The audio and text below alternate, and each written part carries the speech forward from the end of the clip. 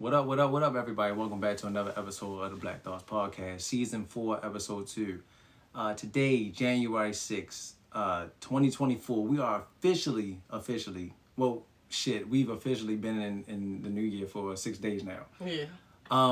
This week right here has been something crazy. And it's not because of politics or any of the crazy stuff with the war and everything that's going on in Palestine and stuff like that. It's all because of this interview that Katt Williams has done with Shannon Sharpe on his show Club Shay Shay. Yo, yeah. I'm not even gonna lie to you. So all the clips that I've watched this week have like had me super amped to watch this episode. Like I was so amped that I could not watch it. Like I couldn't watch it in the beginning when it first aired because I was like, I really need to sit down and watch it with no interruptions. Yeah, so, it was like 3 hours. Right. I'm like, yo, I can't come home from work, sit down, relax, because I said I know I'm gonna fall asleep on it, I'm gonna miss something. But from all the clips that I've watched, I'm like, yo, this is probably gonna be Shannon Sharpe's biggest, most viewed episode ever of all the comedians that he's ever done it with. And so far it is. Like, yo, it just in a matter of like 2 days, it has reached what, like? It's at 27 million last time I checked. Yo, that is ridiculous. So it's been moving, and this has been like the talk of the internet all week. Between that and Shorty that got out, Gypsy Rose, that whole mess. Those been like the two topics online all week long. Like, yo, and it's been so ridiculous. So going into watching this episode, right, after watching the clips on Facebook and people that's been posting it to Instagram and everything like that, even like I was maybe like 85% sure that Katt Williams was telling the truth. You know what I mean? And I had to say 85% sure because most of the stuff that I seen in the clips were things that I've already kind of heard. Yeah, you heard from other people over like the past couple of years. Right. And so with that, I was like, you know, I'm not going to say it 100% because I haven't seen the entire interview and I don't know what else he's talking about because you know how it is when somebody's speaking on something. It's always their side, the other person's side, and then you have the truth. Right. Right? But after watching this 2 hour and 46-minute episode, I'm 100% sure that Katt is. I'm about to say, which part do you want to start on? Because it's so many places. And everything is alleged. We don't know. This is all just from what we saw in the interview. But, yo, after watching the interview, there are receipts on just about everything that he's talking about. Yeah, and I feel like nobody, for the people who have responded, their response didn't say nothing. Like, you responded, but really you could have kept that response because it honestly didn't mean anything. So I'm gonna start with Cedric stealing his joke. Quite honestly, when he said what joke it was, that is the only stand-up joke that I know from Cedric the Entertainer was that spaceship joke from Kings of Comedy. So when he said that he stole his joke and it was a car, and then of course TikTok and everybody else found his old stand-up prior to Kings of Comedy with the same joke, I was like, that's crazy because that's the only joke of his I know. And it's stolen. It's not even his. And it's so crazy because, like, yo, and I hate to knock anybody, but, like, yo, when you watch the Kings of Comedy, I really don't watch it for Steve or D.L. Hughley. I was really only watching it for Cedric part and for Bernie Mac's part. Yeah. And to find out that, yo, one of the biggest jokes that you have on your set was never yours. It was never yours. It's crazy to me, yo. It's crazy, but then it's not because people steal stuff like that every day. Like, people steal people beats, song lyrics, business ideas, business name. Like, it's really not surprising because somebody think that they got the upper hand on you and you are that small and no one's going to notice and there's going to be no proof, then they'll do it. And the good thing is, it was video footage of this, and he did this routine at multiple comedy shows and on Comedy Factory back in the day. That's the name of the channel. Comedy Central One, I think. Comedy Factory, God. That's L. That's L Comedy Club. That's it. He did it on TV before that. So that helps back up the situation. And if you listen to the joke, they do line up exactly. Like, so you didn't come up with that joke. It's not based off of your personal experience. I could say that. Kevin Hart's first 2 stand-ups was like all stuff that happened, or we assume, but I think so, like all stuff that that happened in his life. It was about him and his first wife, him and his kids, him and his dad. To just steal somebody's whole joke, like, it's just crazy. I've never understood why celebrities, like in comedy and in music, because it's normally in music where they steal a lot of people's stuff. Yeah, they steal like everything. that are, lower level. I never understood why you don't just take those people and just bring them a part of your crew. I feel like you'll make more money off of having them do that We know in music, than it's to all go ahead about and the just looks. steal it from them and take it from them. Yeah, but you know when it comes to music, it's all about the looks. So regardless if you got the sound or the talent, if you're not the perfect size, complexion, and standard of beauty, it does not matter. They'll hire you as the ghostwriter. They want you to write the song, but they don't want you to perform it. Yeah, but see, that's the thing too. Like, because most of these celebrities, if you go look at them before they had money, they ain't look like shit neither. The moment that they got the money, that's when everybody started getting their teeth fixed and started getting their breasts done and everything else like that. They started losing weight. Yeah, they just broke. When you're broke, that's what you just look like. And you when just you look work, like you don't have nothing. When you work a regular 9 to 5 all day, the average person does not care about getting themselves all fixed up unless they have to. But when most of your day can be leisure, you should look good. When you got a team behind you that's being paid, you should look your best because you got a whole machine behind you running it. Everybody else got to do it for themselves and find time within their schedule, a day off of work, the extra funds. You're never ugly, you're just broke. That's all that is. Yeah. On the other topic of the Kings of Comedy, he spoke about them not really liking Bernie. That's something that D.L. Hughley spoke on too. He said because Cedric and Steve already had the Steve Harvey show, and Bernie was trying to get into doing the Bernie Mac show, and Steve had a problem with that. And Bernie show was better. I liked the Steve Harvey show too, but I mainly liked it for the kids. Like, being young when Steve Harvey was on, I was watching it for Romeo. Yeah, we had laughs that like was a motherfucker. I was watching it for them. Like, Steve had his moments. Cedric definitely has moments. Their funniest episode is probably when the band comes back. They try to get the band together. Mm-hmm. That's probably their funniest episode on there. That's the only one I can think of, quite honestly. Like, yo, I've had a lot of good laughs watching the Steve Harvey show. Like, I'm not even gonna say nothing about that. Right. And the crazy thing, and what you know about, if you look at a lot of comedians, if you actually watch a lot of their stand-ups, a lot of comedians, they stand-up ain't even really all that. Mm-hmm. And so when you watch them on a show and they be funny and then they come to a stand-up, you be like, well, what the hell's going on? Then you realize, like, oh, yo, it's the writer on the show that's actually really funny. Or you're just the one delivering the line. That's it. Or they're like situational funny. Like, you got people that they can't tell a joke like a 1, 2, 3 punchline, but they can tell a good story, and the story can be funny.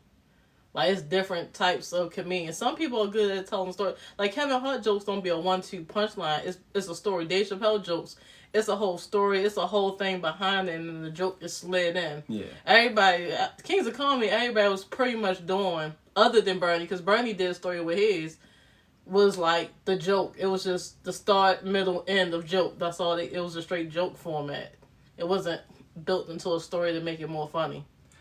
And you're absolutely right about that too, because like, yo, when I listen to somebody like D.L. Hughley, like D.L. Hughley to me is not funny as a comedian, because he's more like a political comedian. We've had this conversation before. Mm-hmm. You know what I mean? If you're somebody that's really into politics and you know what I mean, you'll catch it. It won't go over your head. Like, there's some things that I'll catch, but I'll be like, oh, yo, he's speaking some real shit. But I ain't about to say he ain't be crying, laughing on the floor about that shit, because it's just not. It just doesn't. You know what I mean? It doesn't. It's not the same like if you're going to go see like DC and No. It's like you have to get it. Like, I used to, when Dio was on what was that radio show he used to be on in the morning? One of them shows. I don't know. But he used to have like jokes in there. It's like you really have to be up on current events. If you're not paying attention to current events, you may not get the joke. Like, it's not a quick joke. And then for like Ricky Smiley, he's not on Kings of Comedy. He was mentioned. Also, I didn't know if he even counted as a comedian, to be quite honest. Like, yo, so somebody told me, all right, so when Friday After Next first came out, right? Because I don't even remember seeing it. I don't think I went to the theater to go see it.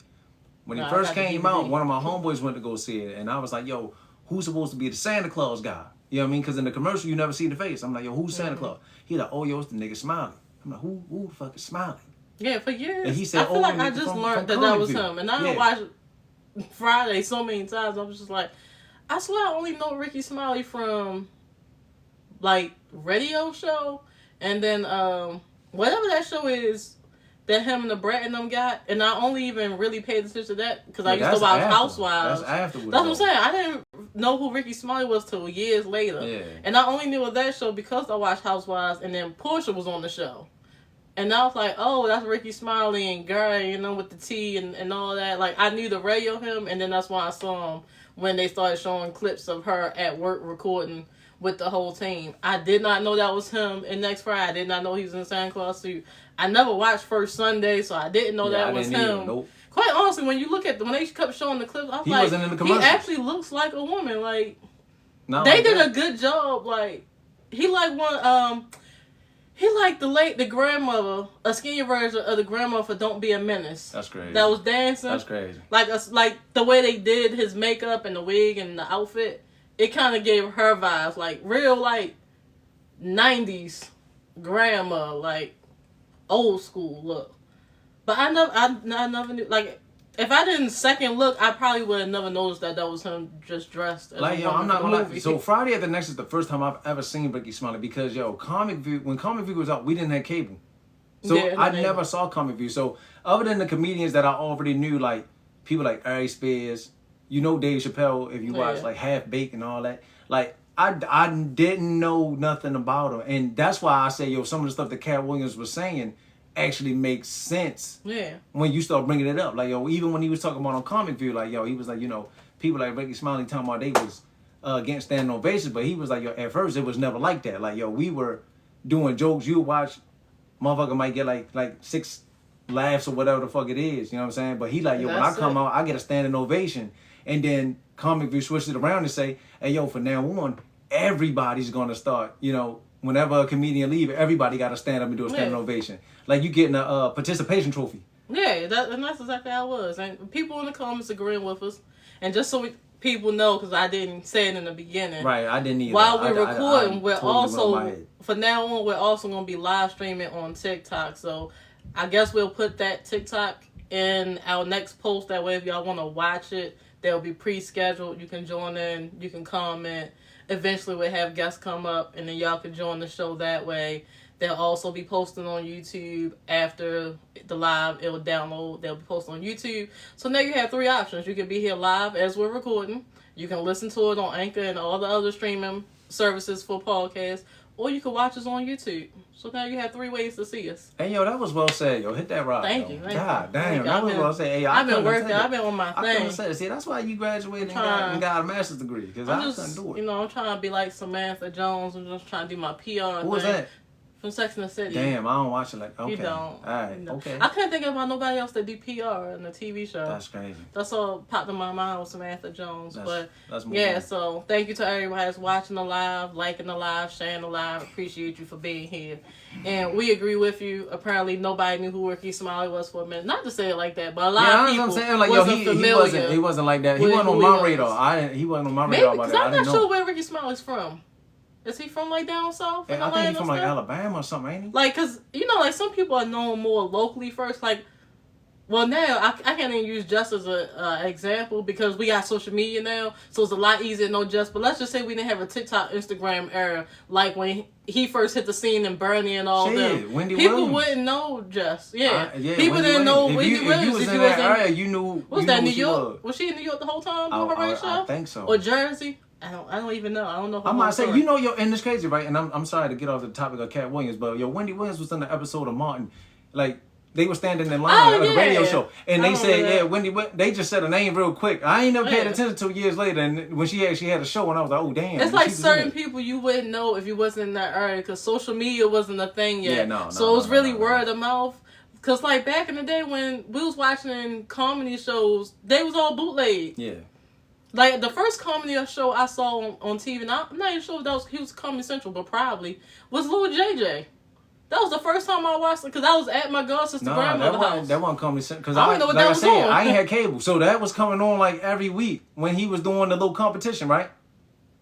And he no, was trying when he to get had on? his first little stand-up show, it came on like a Sunday night. Because I was over at my god sister grandma's house and they was watching. My girl was trying to make me come home. They're like, she watching the show. So I'm like, if I don't know this when I go to school Monday, I got to fake it because everybody else got cable and they going to know. Yeah. And I got to be like, yeah, yo, that joke was funny. Just like I had to do with Tyler Perry in the beginning. Because I never watched it. My peoples wasn't getting the Tyler Perry played DVDs. Right. So everybody like, yeah, y'all know that joke. And I'm like, how that joke funny? I'm like, what the hell are they talking about? I'm like, I don't know what this. I got to play like a year later. I was just lying.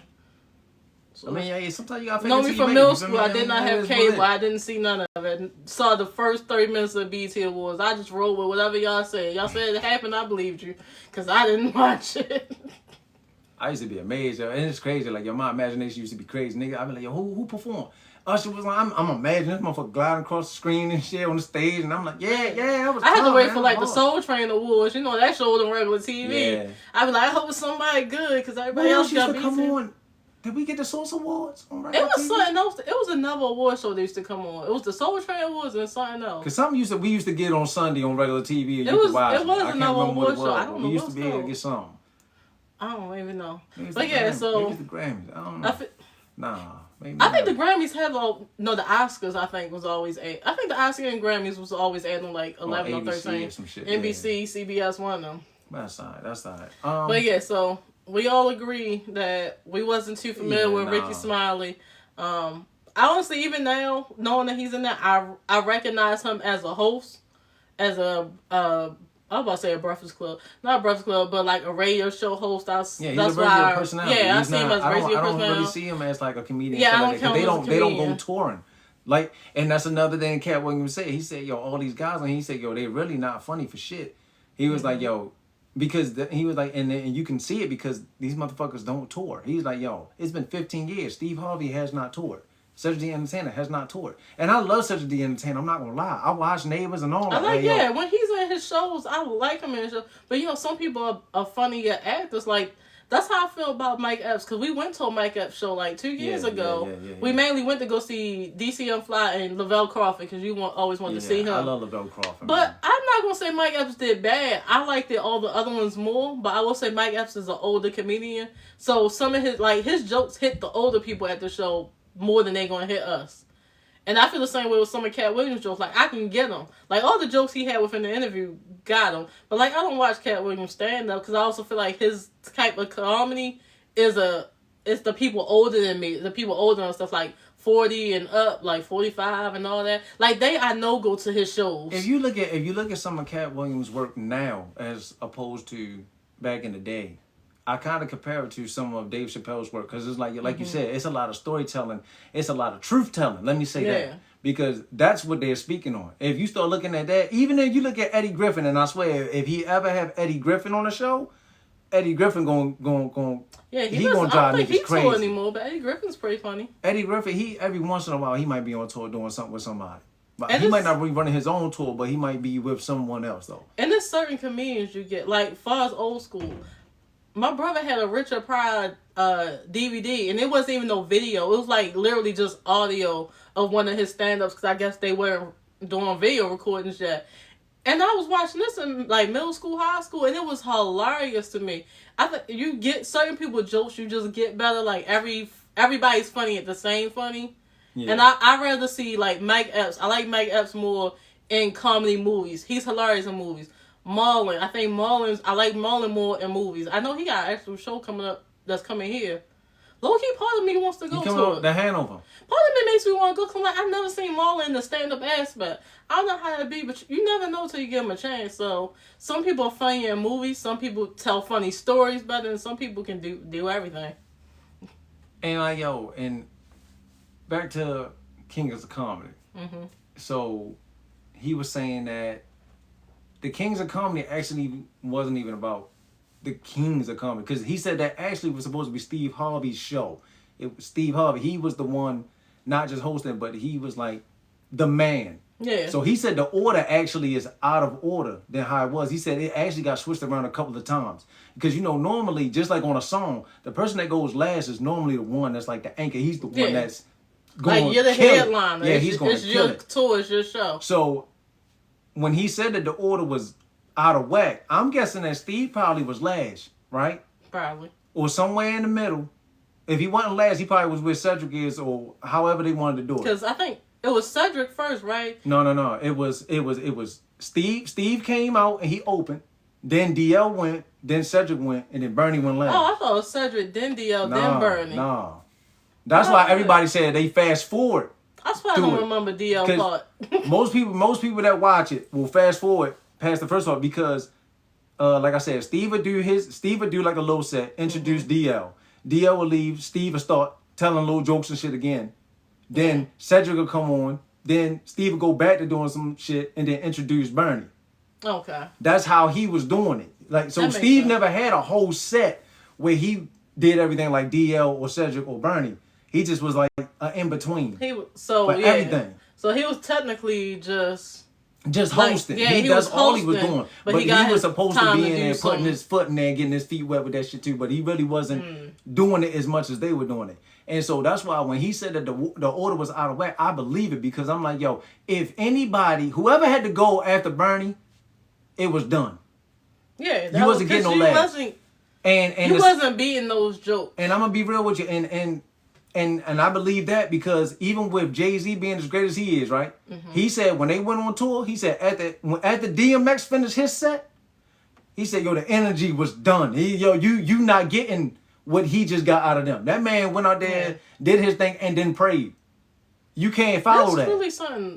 There was truly something special about DMX because it's like the energy. You can't even explain it. And that's what I'm saying. When it's you have a person like that can command a crowd, like him or like Bernie Mac, what you got it. You can't let them go first. You can't. Because if you let them go first, yo, you're screwed. Yo, you ain't gonna get nothing. And it's bad enough. Like yo, every stand up that I've watched, because I've only watched Steve do that, and then he did another one like God Ain't Done With Me Yet, and I ain't never laughed at not one joke that this motherfucker had. I'm not gonna lie to you. I ain't laughing at not one joke. That's why I said I can't even tell you. And they pan into the crowd, and you watch all these old niggas. Oh my God.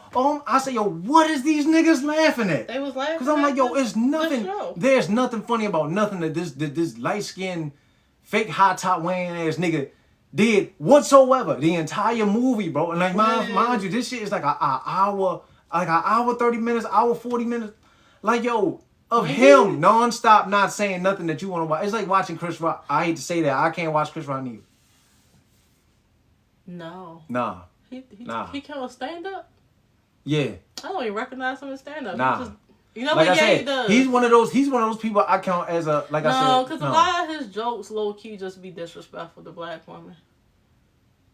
Which is why Will did what he did. So leave that alone. Like, you can't keep just like, you done came with this man's wife multiple times. That's a whole nother topic. I'm not going to bring up the Smiths because we ain't got time for Jada and her What it Legos. comes off to me as, yo, is like, yo, niggas just being haters, bro.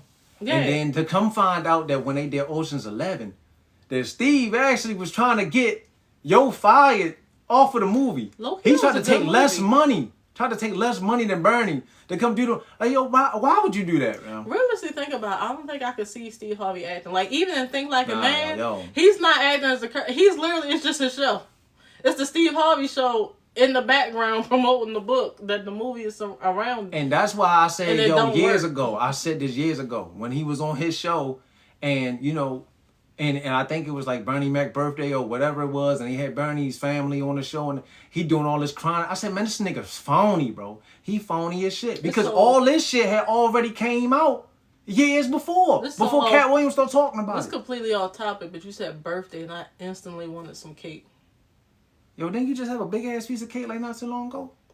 No, Winston had this shit. I'm sorry. And then Joy just sent me a picture of this chocolate cake she just cooked. That's random as hell. And then you said birthday, and they clicked birthday cake. Yo, that's crazy, yo. No, yo. It's a little fat. You gotta get yourself together. I ain't gonna lie to you. I think I'm gonna go make a cake when we get off air, because I got It's fucking, what the? Yo, it's no. I ain't got nowhere to be tomorrow. It's Sunday. You be calling me fat all the time, and then you gonna sit on here and tell me that you about to go bake a cake at fucking 9 o'clock at night. I guarantee you'll eat a piece. I'm not gonna eat a piece. If you don't brush your teeth, you will. No, I'm not. I already ate a whole fucking pizza. Oh, yeah, you did. Well, see, you already had your fat moment. Let me have mine. Thank you. You know what? I can't with you. But the fact that he revealed that man had on a hairpiece on the Steve Harvey show, I legit thought that was his real hair. Because I'm like, the Steve Harvey show kind of old. So he should be young. Then again, I was watching the show when I was a kid. So I feel like he was young. And I'm like, dudes his age used to wear them high top fades. Oh, right. I thought it was legit. I thought it was legit. And then later on, he had his show. He was bald. I said, oh man. I just thought he cut it. Yeah. I was like, oh. I said, damn, my man cut it. He cut it for Family Feud. All right. I said, okay. A second guess. Especially because his mustache is so thick. So I just assumed his hair would match. Bro, even when he was hosting Apollo, his shit was like that. That's why I was like. Now I wonder is that his real mustache? I think that is it. That's the mustache in the front was matching, so it made sense. You know me. I got a light skinned bald head daddy. Yeah, you know he got the them same niggas mustaches is always thick, bro. They always they can't get this. But they definitely get this shit. It literally they can't get a chin strap to say they colored in their upper lip, and it's perfectly rectangle. Motherfuckers, survey said they can get, you know what I'm saying? And they cover the lip, the top part of the lip. Yeah, like their whole lip. They can't never drink coffee or nothing. Your top lip already little in the corner of their shit, and it be crusty. Like even when you black, your top lip is always small. It's not as big as like your bottom lip be juicy. But the top lip be like it's a lip. It's damn. Like it's damn. It's damn, but it ain't doing too much. It's just damn. That's legit. That's legit. Alright, so who next? Alright, we went through Bernie, we went through Cedric. Who else was on the chopping block? Who else Katt had? I'm not saying we already went. He said Faison couldn't read, I think. No. He said Earthquake couldn't read. Earthquake got exposed for not being able to read because they went ahead and put him on a show and tried to get him to read the cue card and couldn't do it. Because there's a few celebrities that came out that they found out they couldn't read. And that's just sad, because that was just failure of the education system. What else was happening in their young lives prior to? So, I ain't going to judge him for that. But he didn't really say nothing. So he could do but that's the thing, though. He didn't really say nothing bad about Earthquake. He was just saying that Earthquake, that was just the point in that was messed up. Yeah. That's the reason why he's not as high, because of that. And he was like, yo, they ain't really give a damn about him and trying to get him to help him. They just was like, fuck it, you fucked up, you can't do it. Yeah, you can't be a part of it. I hope we got that in order now. I mean, a lot of people probably did. I mean, shit, look how they was talking about Fantasia. Yeah. I mean, it's a lot of celebrities that did not have the best reading skills. I mean, there's a lot of people walking around right now without the best reading skills. But there's a lot of celebrities that got talent that don't have the reading and comprehension skills. And it's just life issues at the time, bad education system throughout entire America. So, I mean, no, I'm not going to blame nobody for that. But once you become an adult and you're aware of it, and you got a little bit of money because you are some sort of a celebrity, whether it's D-list or not, it is up to you now for the personal growth to go learn and get a tutor or teach yourself, whatever. But see, a lot of people can go past it because, like, even right now with us doing the podcast thing, we're not reading off of any cue card. We're just going off the top. You know what I'm saying? So if you're a radio personality and you really don't have to they have sheets. I mean, yeah, they got sheets, but you can probably take your time. You don't have to read off it. Now, I'm going to be real with you on this, too. Earthquake might not even be, like, illiterate the way that we're thinking he is. He probably just can't read off the cue card because you got to think about how far a cue card got to be and how fast you got to read. Some people read faster than other people. I couldn't read off the cue card because I wouldn't be able to see it. Right. And if I'm doing a show and I got to be able to look at that, but I got to also be able to be looking like I'm looking at you while I'm looking at... It's hard. It's probably hard as hell to do that shit. Some people aren't well-versed in communication. So some people, when they read something, they literally like... on the next episode, like they reading it how they see it, and they're not owning it. They're literally just like reading it, and you can tell. Like, I know you're looking at a cue card. You're making it obvious. Like one thing with me, like when we went to school, like I used to stumble because I'd be nervous trying to read to somebody. Yeah. Not that I can't read it. It's just I'm like, yo, I'm so fucking nervous and I just want to get it over with, so I'm trying to read through it fast. Yeah. So what I would do is I'm reading the entire thing and I'm rehearsing the motherfucker the entire time, so that when I get it, I don't stumble, because the moment you stumble, you know, motherfucker, you can't read, yo, you don't know the fucking word. Like, nah, that's not the case. I'm just trying to get through it. I would speed read, and then when we was in high school, when Miss Lester, I had Miss Lester. I did too. We was doing that I was watching God, because she had everybody going in order. I think I was in like the third row, so I knew she was going down and coming back up. So once it got to like the row behind, the people behind me, I knew how many pages or how many paragraphs she had everybody reading.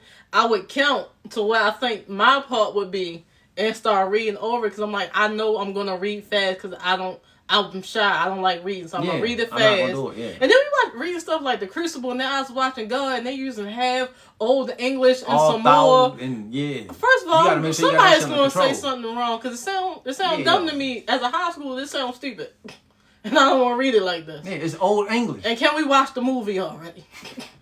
I will say that I was watching God. It was a good movie. I won't ever read that book again, but I like the movie. I mean, shit. Honestly, I won't read The Crucible.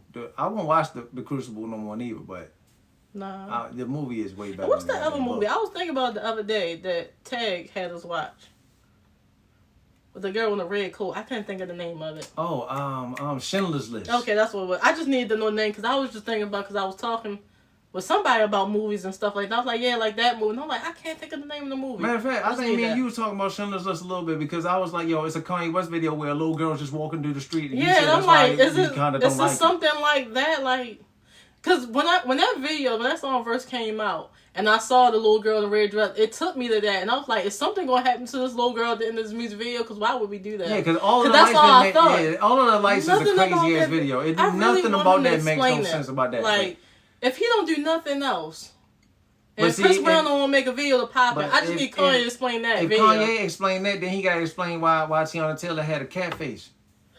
I thought he did explain that one. I don't think he did. I still thought don't they understand. did say that.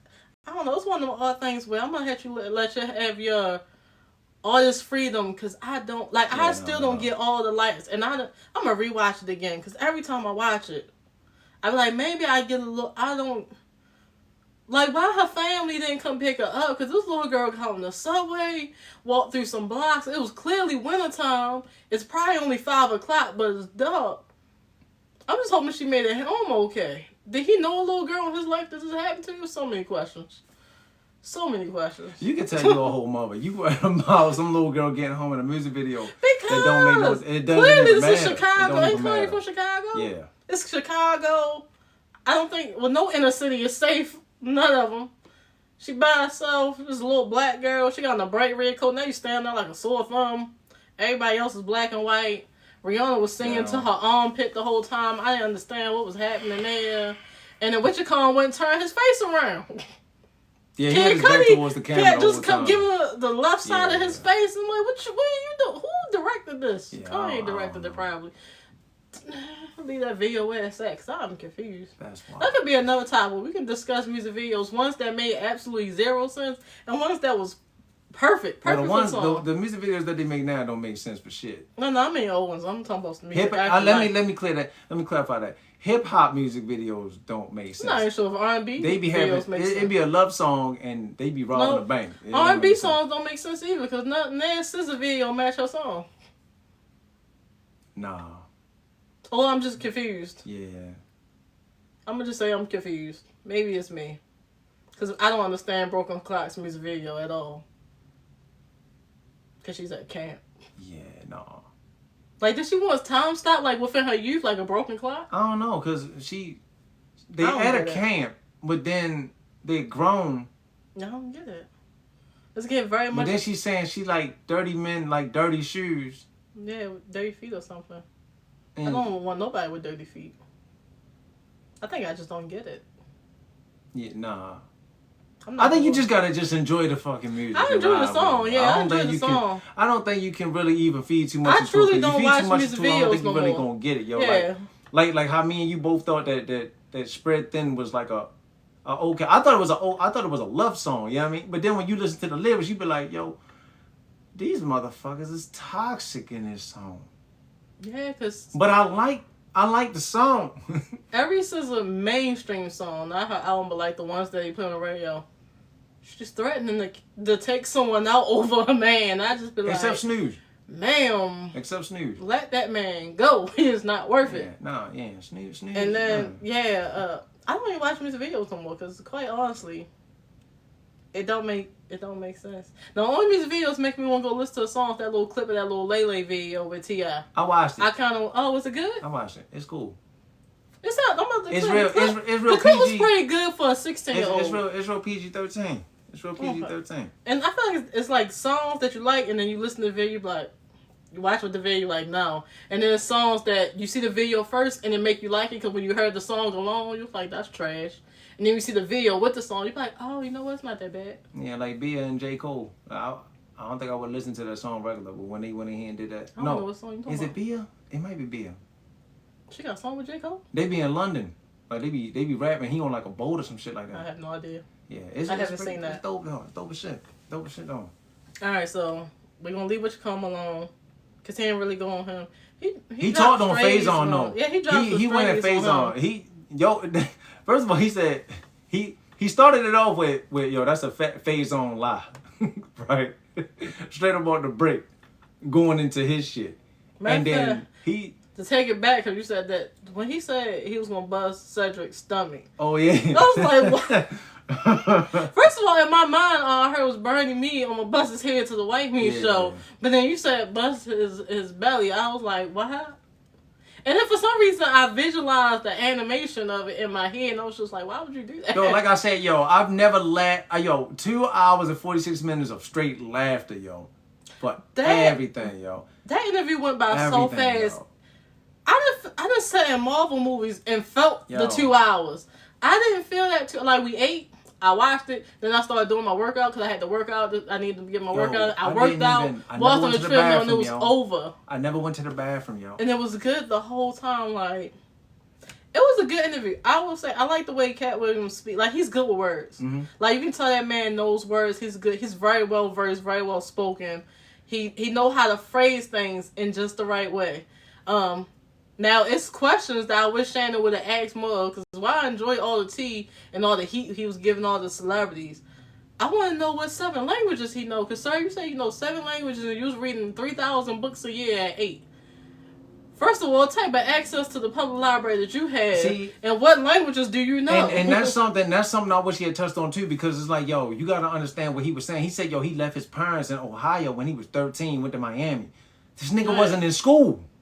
Yeah, so you was just going to the library with your library card. That's what I'm saying. I'm like, I don't know if they had library cards. That's a lot in between. And he said by the time he got over the, I guess, towards like, on the West Coast, he about 17, 18 years old. So that means, yo, your middle school career done. High school, you didn't do it at all. Mm-hmm. So you were just coasting. You got a kid. Does he have a GED now? I don't. That's the thing. That's what I'm saying. Shannon Sharp, he didn't touch on none of that.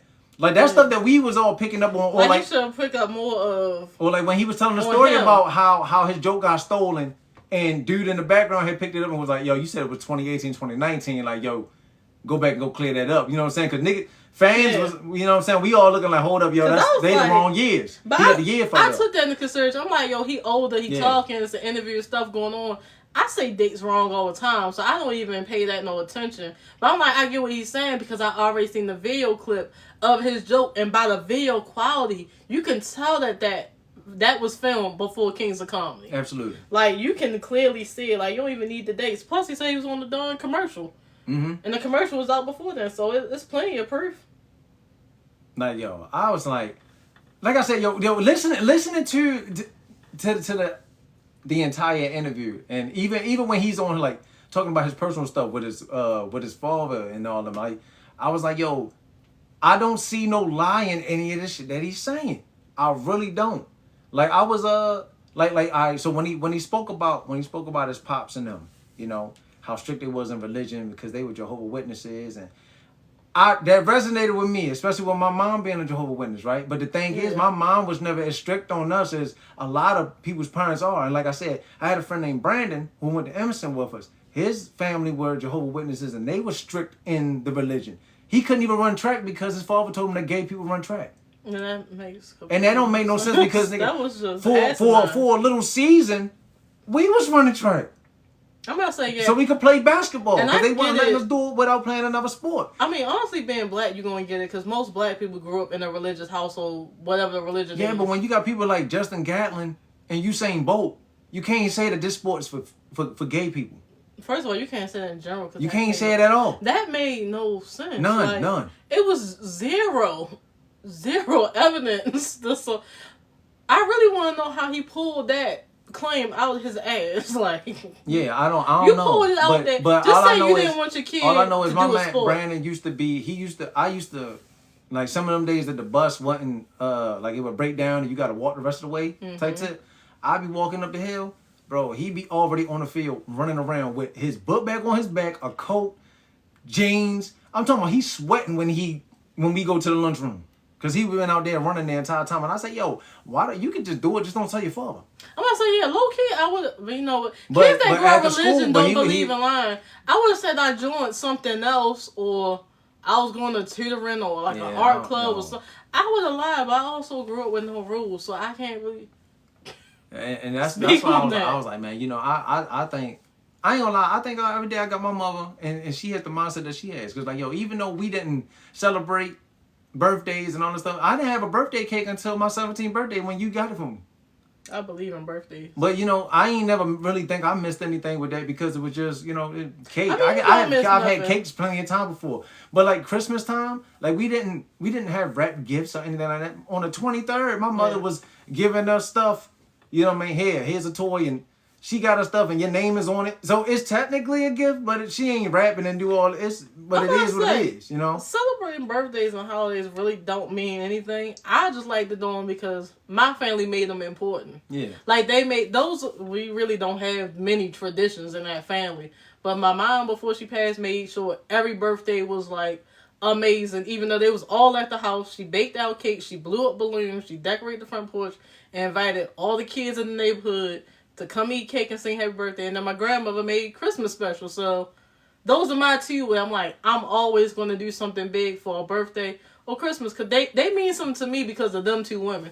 Not for what Christmas is supposed to stand for. I don't care nothing about the religion. And it's because of that is the reason why I try as much as I do with you. Because I know that those are your... That's something that you grew up with. Yeah, those are my And I'm like, yo, you shouldn't have to stop doing that because that's something that I really don't... Cause I got 1 foot in, 1 foot out type. I would say realistically, I could not be with anyone who was so religious and they had religion that didn't believe in holidays and birthdays to a point where like, oh, I don't want you to celebrate them too. Then we are not meant to be together. I couldn't either because let me tell you right now, now, definitely putting up decorations. It's them type of people, yo, that'll be like, oh, yo, you can't watch Star Wars. Yeah, and I'm watching. Oh, that's an alien. No, don't do that. No, you can't do that. Oh my, are you watching Dragon Ball Z? Nobody's supposed to be able to fly. You know what I mean? Like, and that right there will irritate the shit out of you. Like, my aunt tried to stop us from watching Power Rangers because of that shit. Yeah, if it's sci-fi and magic, first of all, if it's magic and it's good, I'm already sold. That's all I needed was magic.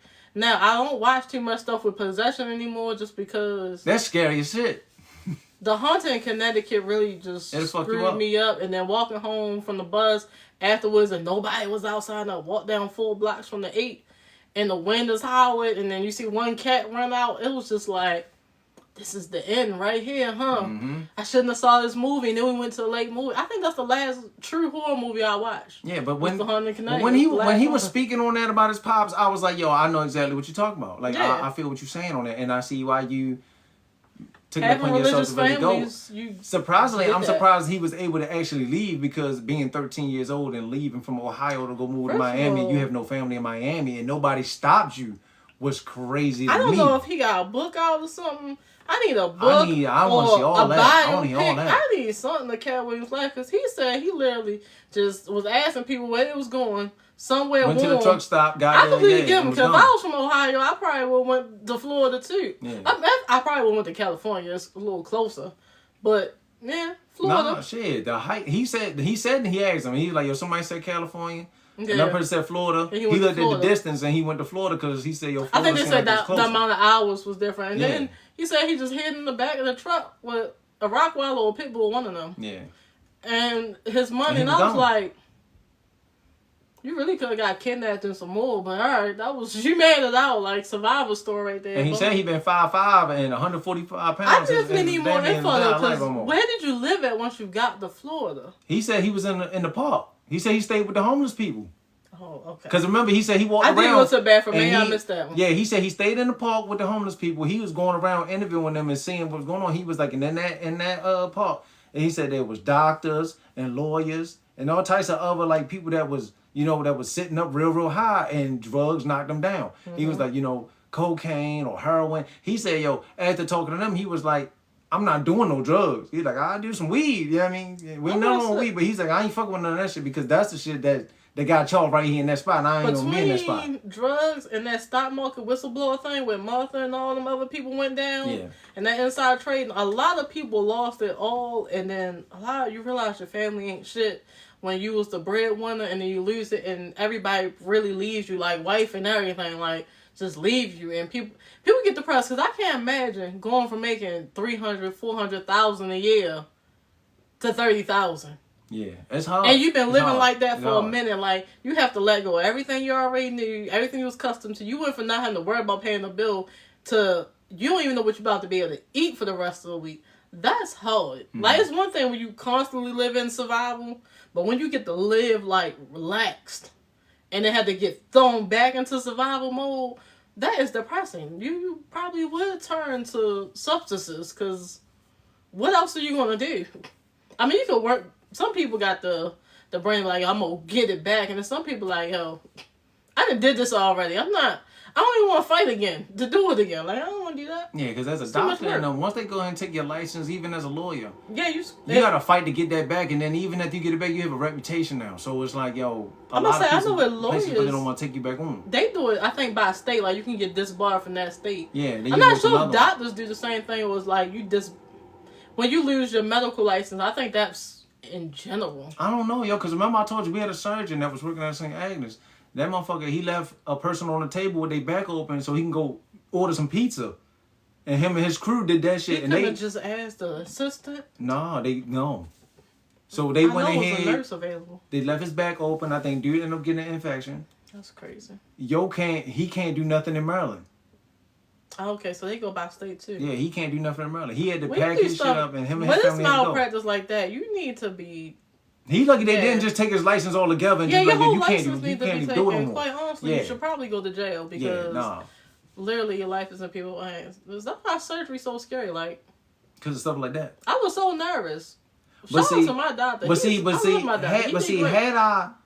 If you had to go, right, when you had your little procedure, if you had to go into the OR, you'd have been straight, because I would have called and anybody that I knew in there, I'd have been like, yo, can y'all make sure that. And that's why I stayed at that hospital, because I'm like, you get there. All hospitals are bad. Because there's always something. Everybody in the cath lab that was taking care of you, I knew every single one of them. Yeah, those ladies was wonderful. I knew every single one. We had good conversations. They took care of me. They made me feel comfortable. I forgot why I was there for a little bit. And I can't remember the nurse name that was there. She was there when you came back. And they kept me updated on. She literally stayed on everything. When she said she was gonna stay at my head the whole time, she was literally standing next to me the whole time. Like, are you good? You okay? Like, all right. Well, now he about to put the twilight on. You'll be out for a little bit. Now it feel like 2 minutes. Yo. You feel like you out for 2 minutes. Come back. He like, you good? I'm like, what? I met them. I started there in 2012, Amazing. And I left in 2018. And I knew them from that time, from 2012 to 2018. I had never had an issue with none of them. Never. They've always been really, really nice and everything like that. So I was like, yo, if you was there, I knew you was going to be straight, no matter where you had to go over there. Because I know everybody pretty much in unless we had to. He did say if it was severe, then, or in a bad location. But I still would have go to university. You still, I'm about to say, but you, like I said, I would have. But Dr. Amir was great. Like, and I looked at his reviews when they recommended him. I was like, he just now getting over here. But I guess he spends time at each hospital. But he does a great job. Like, he comes in and do his job. He don't like to give you a whole bunch of medicines. He don't want you on medication. I appreciate that. Plus, I was too young to be on medication. Just fix it. It was a little problem. Just fix it. And he fixed it. And Dr. Duran, he was great too. But he didn't specialize, so he couldn't do nothing. All he could do was give the medicine and be like, well, hopefully it don't happen again. It happened again, so. All right, so let me ask you, right? So when Katt Williams said, we stay off topic. We do. We were on topic, but then we jumped. We still in there because we were still talking about the whole traveling. We be in the multiverse. Yeah, we coming back though, but we still coming back. All right, so he said that Kevin Hart, he believes, is an industry plant, because he said Kevin is the only one that came into the industry and has had, he the only one that came into Hollywood and already had all his deals. He didn't have to work as hard as every other comedian did. Yeah. Do you believe that? I can see where it makes sense. I don't follow Kevin Hart. I don't follow nobody's career fully to know anymore. Right. So I'm too old for that. But when he did come in, like I didn't know Kevin Hart was a East Coast comedian. I didn't know he was from Philly. I didn't know that was. That's crazy because that's why he loves the Eagles. And my mind, I don't know. When you've come out and you're a celebrity already, in my mind you're already in Cali. I think that's why I just locate you like that's Cali. But crazy. I never paid attention to that, so I didn't know he was an East Coast person. So he did kind of like he really did hit the scene because how long after Soul Plane before he got his first show? Because I think I saw his first stand-up before I saw Soul Plane. Which is probably crazy. Because I think it was out first. I don't know which one came first. It's like I said, it is weird how it happened. Because apparently he had other TV shows and shit. Yeah, I didn't know nothing about none of that. Before Soul Plane. And so, like, he had other TV shows. I forget what those shows are, but it's like 2 of them that he had. They didn't last long. I don't think they got past 1 season. And then he had that little part on 40-year-old version when he's in the store. He was like, I'm trying to get it for like $3.99 type shit. When they was going back and forth and had a little exchange. Then I seen him in Soul Plane, and then it was like right after Soul Plane is like when you just kind of see him go up. Yeah, and I saw Soul Plane late. That's awesome. I saw Soul Plane late. I did too. So I think I saw his stand up first. I think I saw a copy of that first, then Soul Plane. It did seem like he was just moving. But when you don't know the industry, because we ain't in it, you don't think about it. But his stuff was moving. It was like that, Soul Plane, next stand-up. Then he just had movie. It's like Kevin Hart got a movie every year. Now, the only thing I will say in the defense of Kevin Hart is this. Because we also know that Tori Hart was doing comedy first. And then she was helping Kevin. Yeah, so that's why I can't say, that's why I can't agree with Katt 100% on that. Because we know for sure that Tori was helping him, and even she said that she was trying to push him into being the person that he is. So I don't know. You can say he was 100% on that, because it's a lot of comedians. There's a lot of comedians that been out and they ain't got the deals that Kevin got. So you can say he was favored in some light, like somebody in Hollywood behind the books that got some power favored him, and they kept putting him in the right positions. And then he met the right people. So now he linked with the right people. He got ties with The Rock and all of them. So now it's like, you going to be in stuff because The Rock is always in a movie. And Kevin's in a movie every year or a show or something. Almost every year. Twice a year. Yeah. Oh, shit. He got a movie on Netflix. Coming on Netflix like next week. I may actually watch that. I might watch the preview looks a little decent. But it's crazy, though, because Katt was talking about him being a gatekeeper, right? And he's not the first person to say that because Mike Epps said that on the Breakfast Club, too. He was like, these guys, they gatekeepers. He was like, you know what I'm saying? They stop and stuff. And Mike Epps went in and he was like, Kevin's daughter, my daughter, went to school together. Mm-hmm. I come home, Kevin's in the dining room, he's eating dinner. I haven't even sat at the table yet. They was cool like that. But then he's like, I've never been to Kevin's house, never been invited. Never been over there. Not one time. And I believe the gatekeeper stuff. Because it's gatekeepers in regular positions. Like, in our regular everyday jobs, it's somebody within every company that if you get in good and befriend that person, they like you, you can slide your way up the top with zero education, no degree, barely any damn experience, or even to be good at the job. You just need to make enough people laugh and laugh at enough of their corny jokes. Because half of their jokes be corny. And you laugh at them and you make small talk and you wiggle your way up that corporate ladder because somebody likes you. Like, it's all about, everything's a popularity contest throughout life, from the time you hit school to the day you die. It's a popularity contest. If people like you, if they think you funny, and if they feel like they can benefit from you some way in exchange, you can just wiggle your way wherever you need to go through this world. I can't tell you how many times I've worked at an establishment and I watch a motherfucker come in after me, doesn't have no type of qualifications. Mm-hmm. This is their first job they've ever worked. And these motherfuckers go from where I'm at and weasel their way to the top. And I'm like, how in the hell did you get up there? Because, we've been, people like me, people like this person, people like that, we've been in here working our ass off and they depend on us. It's not like we just workers that's just working in here. Like, they really fucking depend on us. If we take a day off, they upset and pissed because ain't shit getting done today. So how were you able to move the way that she moved like that? I had a job with a person the same like that. They met the person outside of work, out at the bar. I guess they had a good conversation. Next thing you know, this person has a nice, comfortable position. I'm like, I'm pretty sure they have zero educational experience in this. And they telling them to tell you. They telling that person, hey, yo, tell that person do this. And I'm pretty sure there's plenty of positions I could have got if I played that role, but I can't do it. Some point in my life, something clicked in my head, and I was just like, yo, I'm not doing this. And it's not, we don't even gotta do as much as they gotta do with the gatekeepers. You know, they trying to protect their behinds and some more. We ain't gotta do all that. It ain't all about some jobs. But I mean, in the grand scheme of it, even though you physically don't have to do that in the jobs that we work at, you have to mentally do it though. I'm not compromising. And I'm not gonna do it. Yeah, I got too my much standards for that. And my beliefs, and I just ain't got time. I barely can code switch. I code switch now at work, not out of let me sound professional and code switch. I code switch when you piss me off.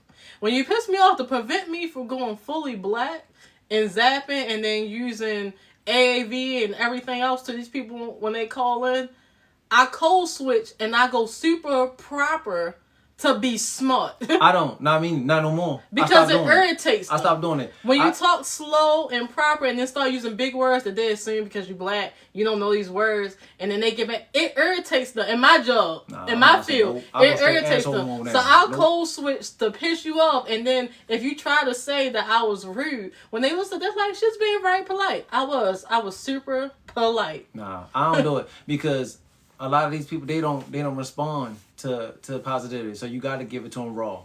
Oh no, my tone be like my tone to tell you, but the words was nice. I won't do it no more. Like I said, when I walk into the position that I'm in now, right? You saw what I had on. Mm-hmm. Some Air Forces, some jeans, a flight jacket, a hoodie. I walked in there myself and got that job. I ain't walking there with them suits like them other dudes that was sitting on the side. I ain't walking like that. You know what I mean? I don't think I was super No, I ain't doing none of that. Because I told him, I said, yo, because that's not who I am. And I'm not going to have you believing that this is who I am walking into here. And then the one day that I get pissed off, oh, he's changing up. No.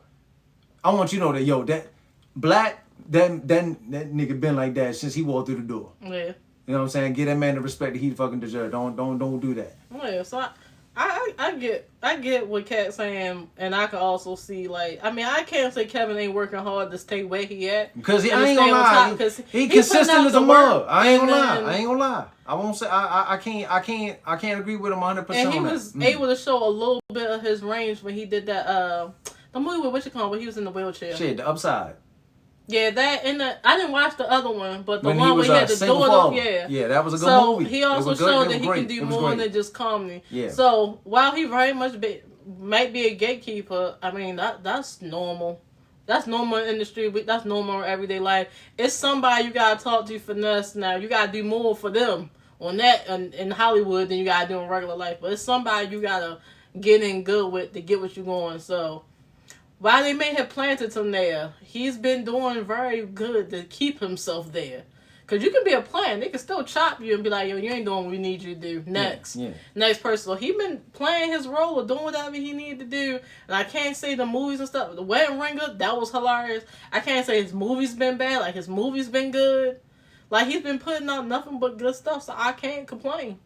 Now, yo, I ain't gonna lie. And this wasn't even a comedian. But when he went in on Jonathan Majors, though, that was so unnecessary. Yo, I ain't gonna lie. I had to like, I mean, he wasn't wrong. I had to stop drinking my juice because I was ready to spit it out because it's crazy. And like you say, he's not wrong. Like, yo, when he was doing Lovecraft Country, I never heard females talk about how sexy this man is, bro. Nah, but that Marvel check cleared, then all of a sudden, and that Creed check cleared. It was way different. Now, if you're an older woman, I see you. Jonathan Majors has older man old soul features. face. Yeah. So I can understand older women liking him. If you're like 20s and in your 30s, unless you like that style of guy already and you always been into it, you don't really like him, sis. You like the dollar signs that's behind that Marvel check that he had. Because that check is now gone. But that check that he had. And Katt wasn't wrong about that either. Like, you were Cain the Conqueror. And it took one little woman in your actions. Yeah. But you was undefeatable in Marvel. And was demolished in real life with the quickness. Like, yo, but yo, I'm still tripping though. Like, yo, even off of him running down the damn street, yo, like that I still trip off of that shit. I was tripping Like off when of I that. saw it and he was really like really running. And I think what makes it funny, right? It's not even him running. It's the boots. Like, yo, because they say he only got like 3 pair of boots when they went into the house. And I was like, and they some old ass, like, them boots like he Civil War boots. He took them from the set of Yeah, Lovecraft straight up. Country, Yeah. and he like, I'm straight gonna up. keep these. Straight up. The funniest thing was watching the video, and he juked it in the beginning. Right. And as a black person, all you can hear is fast as fuck boy and just go. Yo. And that's all you hear. And this, yo, every camera on every street caught this nigga, like. First of all, really, shout out to that really surveillance. out there, yo. I Yeah, think it was yo. in the UK or something. Yo. This is why crime be low in other countries and not here. You can get pew because we on TikTok. I can't say all the words at the mall, and they be like, "Ain't no camera footage." What do you mean? Wait, hold on. You gotta wait on TikTok. You gotta say pew pew. Yeah, you can't say the S word. That's crazy. Why? Why You really is it? Why can't is even it say like the that? N word. Why is it like I don't that? know, violence or something. I don't. They got rules and regulations. That's wild. I probably wouldn't get triggered because my page ain't that. This page ain't that big like that. But once you start moving, you can't say that. You can't say the R word. You gotta say graped. You can't say the actual action. And you know something that's crazy, right? I seen you can't something. say the N word. You gotta say unalived. I saw something like that, and I saw the word grape, and I was like, what they talking about? You was And then confused, when yeah. I watched the video, I was like, Yeah, like you why can't. they put a G on it? Like I didn't Because you understand can't it. say. Okay, I now I guess know. because it's Now I know. triggering. Now I know. I don't know. There's Now I certain know. words you All right. can't. I was say. ignorant to You gotta the limit fact of the that. Now I cursing know. because cursing the bots, you know, the AI, everything AI now. Okay, all right. But yeah, I don't even know what we were saying before that because I forgot. It was something with Jonathan Majors though. Well, he was talking about how women didn't think that he was attractive at first. Yeah, And he was like, no. and then out of nowhere, you know what I mean? Once Personally, he had it's all a that, no then for he me. was attractive. But everybody got their own standards. I think after watching Creed and you watch the body transformation, but honestly and truly, yo, he's always been kind of solid though. I'll say some people sometimes find people attractive because of their character. People may not find him attractive, him as him, but if they're a Marvel fan, they like Kane the Conqueror, they might find him attractive when they see him because they see the character. Mm-hmm. You find a person attractive because you see the character. Like, you look at Chad and you don't see him in that, what was that police movie, The Bridge, that he did right 21 before he Bridges. passed. Yeah, you don't see that. You don't see Jackie Robinson. You see Black Panther. Yeah. And you ain't gonna say you're not attracted to Black Panther. He Black Panther. I mean, the man actually look good, but you're gonna like him for his role. You ain't gonna act like you just skipped over that, but it's alright though. But you don't like people for their role. And there's some people that sometimes like Michael B. Jordan. Some people don't. Everybody don't think he's attractive. Some people probably like him in Creed because of his character. Like, the role can really make you attractive more than your face. Like, you like who that person is in that role. But it's crazy though. I think a lot of women do like Michael B. Jordan, but I think outside of his work and just his regular personality, I think a lot of women look at him as like a simp. Which I hate because for him, he seems like he's a really cool dude. Yeah, he's like, not. It's not like he doesn't seem like I don't want to say he's not overly a-hole, you know what I'm saying? He's not aggressive. He don't come off as aggressive. But man. why should he have to? Is the issue. A lot of people like that, like I get tired of that. I don't know. Like he come off like a good guy. And yeah, people but don't like you the don't. good But guy. see, here's the thing, right? Some people don't like when the good when guy. the camera is rolling, you ain't gonna know that. Yeah, you know what I'm saying? Know. Look at that. Motherfuckers will sit here and be like, "Oh, Lou Rawls is a great person, right?" But then when you go look at Unsung, and you find out that he was breaking his son's nose when he was like 10 years First old, of all, his you be like, voice "Yo, something is wrong." Don't with even this make sense for him to be that angry. Yeah, that's what I'm saying. So I'm like, yo, when it comes to somebody like Michael B. It's Jordan, not matching. in that instance, it's like, yo, you can't really be like, oh, yo, well, People no, he's just too assume. soft for me. You don't know Michael B. Jordan. You don't really know the You know what I'm person, saying? You get like- to see him when he does his interviews on Ellen or wherever he's at, and then you see him on the screen. So you don't know him. Because low-key, people perspectives and who they are is not the... I know a lot of dudes that if you don't know and you see them, they come off like big and scary. And they're some of the nicest guys you'll ever meet. Just sweet. But they just come... Because they taller, they muscular, they look big and scary. But they're not. Like, they're really nice people. And then you got some people that's nice, and they be the ones slapping people up behind the scenes, behind closed doors. You never really know. Like, your perception of he looks like a good guy And that may be the person that dog you out the worst that you ever been in life, but he looked like the good guy. One thing I could say as far as the interview though, I wish that they had the camera rolling because, and Shannon Sharp said this a couple of days ago, right after the interview. He said, "Yo, y'all don't even know the half of the interview because of what they were talking about and what Katt was saying before the camera even started rolling." He said, "We should have had the camera rolling the moment he walked through the door because he was talking to Gilbert Arenas on his podcast. He was like, yo, Katt was going in the moment he walked through the door, and it was probably worse than what it was when the camera was on."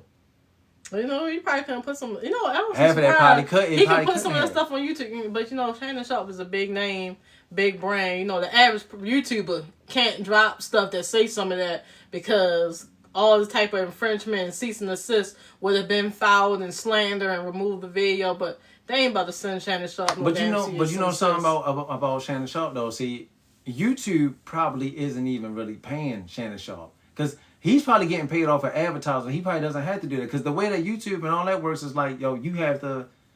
They don't barely pay you anymore. Yeah, they don't really want to pay you, and you monetize off Google of it. AdSense and stuff. So the ads are probably paying him, so he probably doesn't even have to take anything from them, but he probably gets plaques and everything off of them though. But they can demonetize it. If they feel like you broke certain rules, they'll demonetize it so then where it can't have the ads on there. But we all know when it comes to rich people, it ain't. I'm gonna say the rules don't apply. If somebody smaller had it, but they ain't gonna do that to him. So all right, we went over everybody that he dissed pretty much, or dropped the info on. He gave his props and shout out to Bernie Mac and Mike Epps, I think, for them just being them.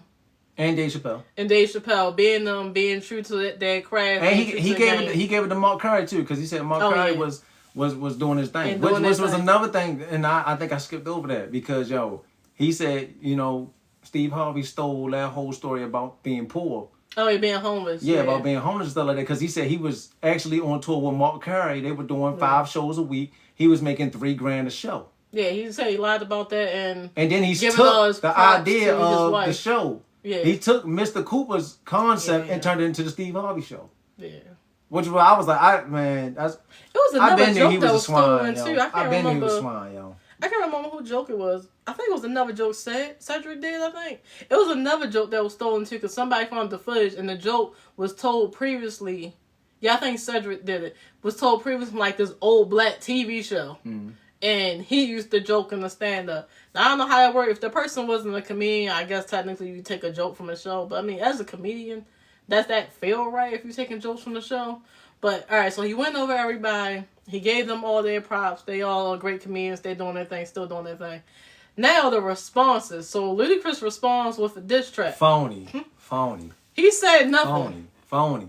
You absolutely answered nothing. Now, Katt didn't have to come at these men's wives because the wives ain't do nothing.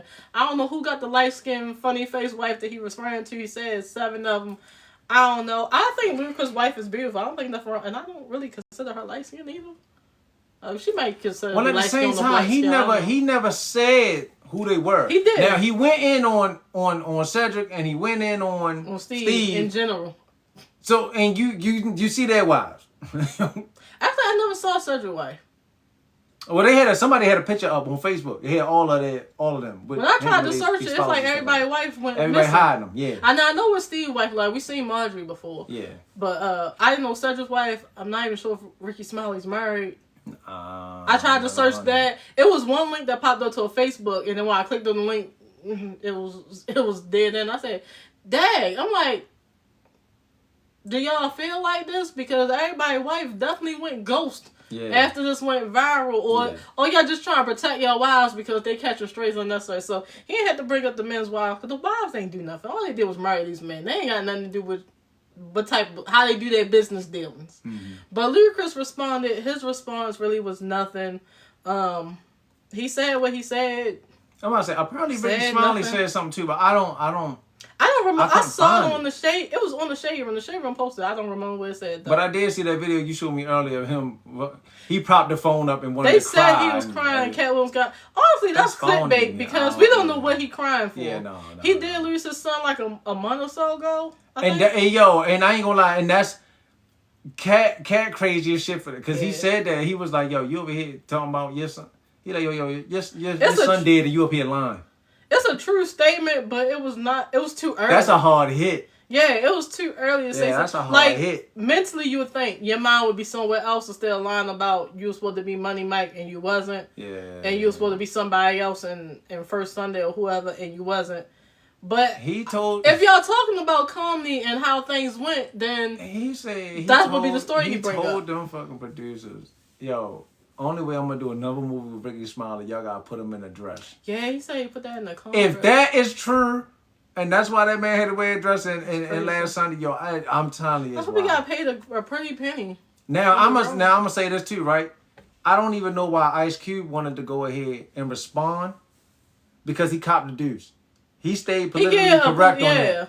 He didn't never touch on it and be like, yo, Katt was absolutely right. He just said, you know, the people that got the part got the part. All you had to do was say, the people that was best for the part got the part. Just say, hey, yo, we gave it to Katt Williams because Katt Williams was he was that guy. But maybe at one point, yo was not gonna get it. Maybe at one point they was looking at Ricky Smiley for the role, and then they chopped him for Katt, and he didn't want to confirm that because that would hurt. Because now, if Ice Cube's saying it, and this was his movie. But he ain't even show up to the premiere. So, did you not show up to the premiere, or did you not get invited to the premiere? I don't know. I mean, he was only the Santa Claus. Exactly. I'm pretty sure the old ladies that was the church ladies didn't get invited to the premiere either. Yeah, but they already done made their money. They've been to so many. They were in the Friday. One of them in Martin? Well, she looked like one of the old ladies that used to be at Martin. They kind of And which one? And two, the ones that was fussing with them when they said that they out there trying to sell it for the Lord. Friday at the Net. Yeah. No, she was on. She was in a movie called Three Strikes. She played the dude Rob Mother. I recognized her for something. So yeah, they've been on a couple things. Response was nothing. Ice Cube's response was nothing. Politically correct. He did not confirm or deny the best actor was hired. Duh. We seen that the movie worked the way it did. Now him saying that he had to get them to change the scene because he was supposed to be great initially. I'm glad they did change it because honestly it's a comedy. It wouldn't have been funny. That's never a funny situation. That really happened to people, especially it's guys in jail that's happening to currently unwillingly, and then some guys unfortunately when someone comes home from jail, they ain't get out of that mindset yet, and they do that to people within their household, or probably even some of their homeboys, quite honestly. So that wasn't a funny situation, and it wouldn't have made sense in the movie. No. Like, the movie was a comedy. That would took me to lockdown so fast, and I can't even watch that movie no more. The way that scene played out with him grabbing him with the wrench. Yeah, I mean, with the pliers. I'm sorry, when he grabbed him with the pliers, it made that so much more funnier than it would have been if they would have had him. Because he's so little and Wichita was so big. Yeah. And then his girl was with him and they he trying to get back to it. I don't know why y'all ever thought. Why y'all even thought that was going to be funny in the first y'all wasn't going to show it. You can't show it. So y'all was just going to leave the bathroom with him screaming and come back with him laid out on the floor. That was not or probably funny. walking out. Fixing his crazy, pants or something, yeah. Like he can't walk or something like that. And that was never funny. I'm glad that didn't go that way. He said he turned down Big Mama's House and he directed it to Brandon T. Jackson. Brandon T. Jackson already came out and Ben said years ago he regret ever doing that because he feel like and that's the crazy part though, right? He's in the interview, and I think this kind of petty. In the interview, he said he directed it to Brandon T. Jackson, right? Mm-hmm. But Brandon T. Jackson said that Katt told him, "Yo, don't put the dress on." But you directed him to the movie to put the dress on. You set the dress his way, but I told her, hey, yo, I'm saying, yo, don't put on the dress. Which I understand why he ended up doing it. He was still young. He was still young. Big Mama's House was before Percy Jackson, right? No, it was after. It was after. So Percy Jackson 1 and 2. He maybe could have skipped it. And he did lottery ticket. He did roll bounce. That's all before. All that was before Big. Yeah, he wanted to do Big Mama's House because he said he was a big fan of Martin. He said it was Martin. So to have a comedian that's saying that you probably grew up watching Martin's show, I can understand where you're like, yo, it's just acting. But here's the thing though, right? And I had, and this is a conversation that we was having earlier when I left out the house, right? Mm-hmm. This is why it took us so long to get back, right? It was said, it was like, yo, the question was asked, why is it that it works for some people and not everybody? Brandon T. Jackson was on his way up. He was rising. Because if we listen, he did Tropic Thunder, all that. If you listen to what Katt done said and a few other people, right? Once you put on the dress, you supposed to make millions of dollars. It's not just the dress; it's what else you're gonna do after that. So they already convinced you to do something that you said you didn't want. You never wanted to play a woman in the movie. They talked you into it. They gave you enough money. Now it's like, okay, you gonna unzip now what else can you do? What else would you do if we sweeten the pot a little bit more? And when you say no, when you deny people, just like in regular life for us regular folks, when you deny people, they lash out against you and they hold stuff from you, and then that's how you end up blackballed. So that lets us know he didn't take anything any further. Right. But he's still doing good. He just did a tour because he was just on the he was on that tour that had Mario and them on it over the summer. They was doing like R&B and comedy or something like that. Okay, we should have went to that. I don't know if they came to Baltimore though. Cause I like Brandon T. Jackson because of Percy Jackson and then that movie he did with Keisha Knight Pulliam and Carrie Hilson and stuff. That was a good movie. I paid for that movie on Prime. That was a good movie. So between that, I honestly didn't watch that Big Mama's House. After Big Mama's House 1, there was never the need for any more. Like, it was never a need to continue that movie. No. Like, you did what you had to do. You dressed up as Big Mama. Like, the storyline of the movie itself was over.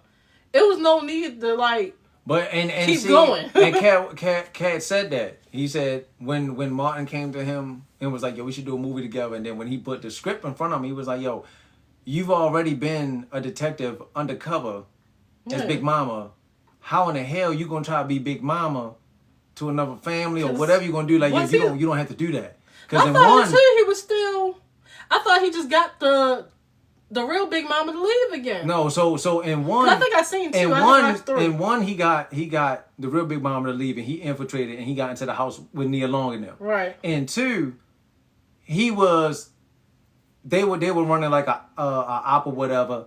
His homeboy, the white guy from part 1, he got killed.